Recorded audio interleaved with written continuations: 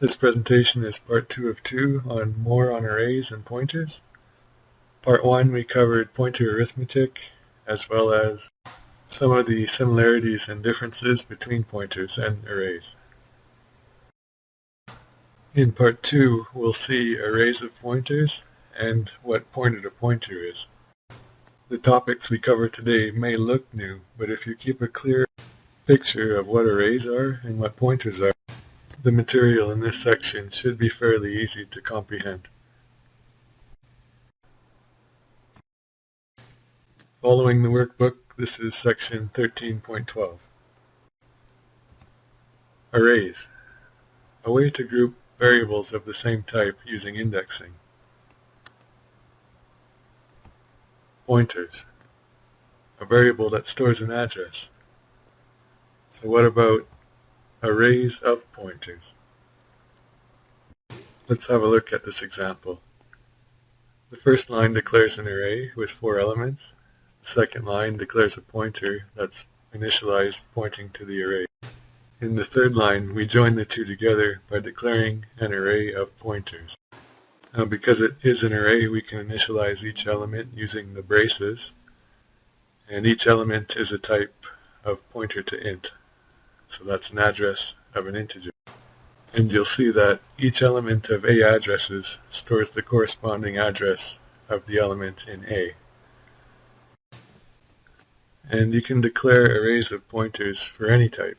So the next line, I declare an array of 4 pointers that point to a structure called point.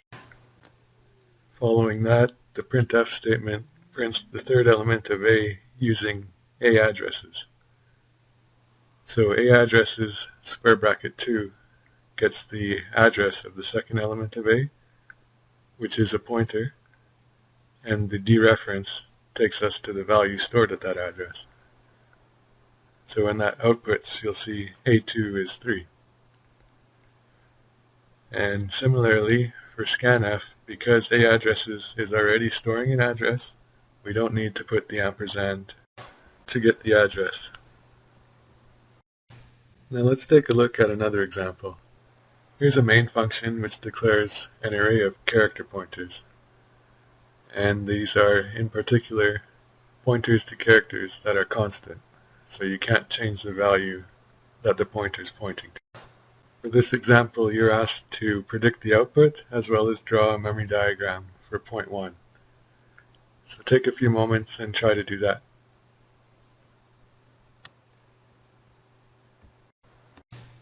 So here we are at point 1, and we notice that P, just like any other array, is on the stack inside of main's local variables.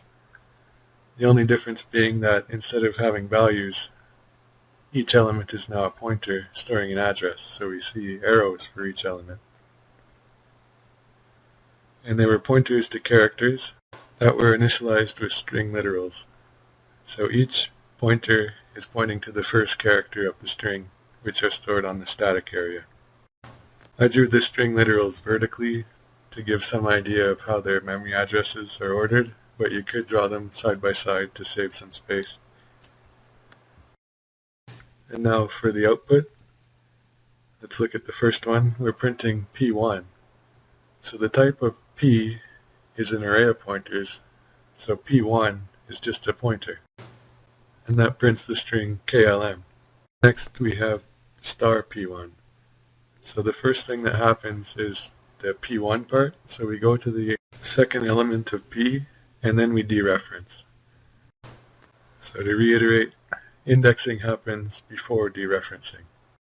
And that will print the first character of KLM, which is just K. The next example is similar. Dereference P will take the first character of P0, which is X. And lastly, we have an example of pointer arithmetic. So P plus 1 will take us to the element in the second index, and then we dereference, which prints again KLM. And that's all that we'll cover for arrays of pointers.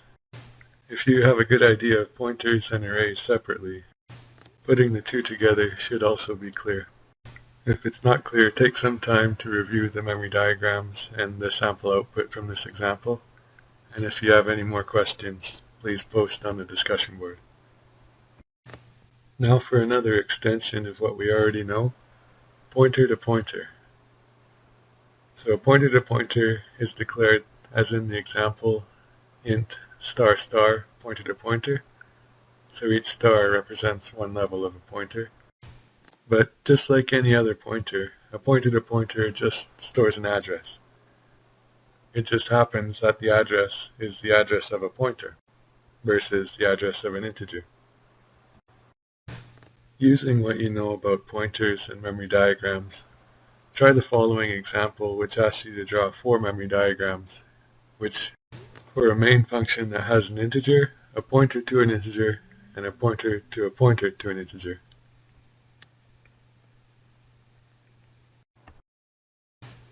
Let's see how it looks right after the declaration of the variables. J is just an integer, has an initialized value of 1. P1 is a pointer to integer, so we draw an arrow from P1 to J, which is the address it's initialized to. But now for P2. P2 is a pointer to a pointer, and it's initialized with the address of P1. So we simply draw an arrow from P2 to P1. At point 2, nothing changes because P1 has already been initialized with the address of J. At point 3, we just finished star P1 equals 3. The star dereferences the pointer and takes us to the address it's pointing to and changes the value there to 3. At point 4, we just finished the statement star star P2 equals 16. And the first star, or dereference, takes us from P2 to P1, and then the second star takes us from P1 to J. And we assign the value 16 to J. Let's look at one more example to try and clear up the idea of pointer to pointer.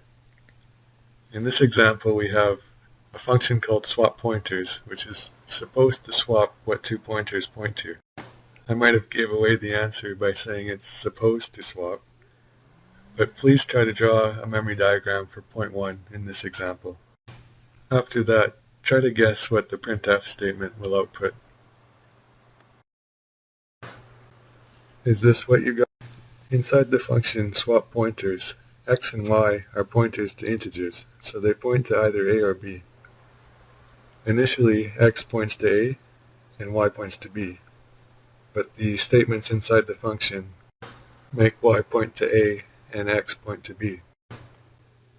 So from the scope of swap functions, x and y did swap what they point to, but the function is supposed to swap the 2 pointers that are passed in as arguments. So P1 should be pointing to B and P2 should be pointing to A.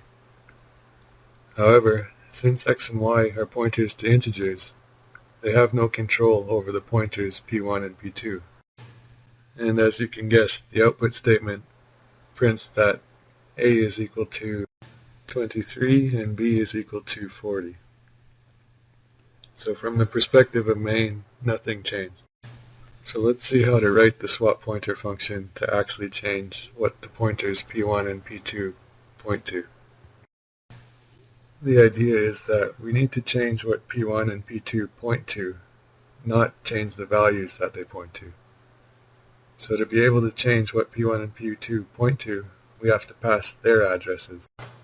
So in this correct swapPointers function, you see that the arguments are indeed pointer to integer. So they can accept the address of a pointer. And now we'll go through line by line. Temp in the incorrect version was just an integer, now it's a pointer to an integer. In the next line, temp gets assigned star x, and x is storing the address of P1, so star x is just P1 storing the address of A. The next line, star x equals star y, makes P1, which is star x, point to the same thing as P2, which is star y. The last line, star y equals temp, changes the value of P2 to be what temp is, which is the address of A. And we'll see what this looks like on a memory diagram in the next slide. What allowed us to make this work is having x and y point directly to P1 and P2 instead of the values that they pointed to. So the statement star x takes us from x to P1, and star y takes us from y to P2. And by doing so, we can directly change what P1 and P2 point to. After the swap pointer function is finished, you notice that P1 is now pointing to B and P2 is pointing to A. In part 2 of the presentation on more on arrays and pointers, we saw arrays of pointers and pointer to pointer. Both ideas are based on things that we already know. But by combining those things that we already know, we're now allowed to do things we couldn't do before, as we saw with the swap pointer example. In the next presentation, we will again extend our knowledge to cover multi-dimensional arrays.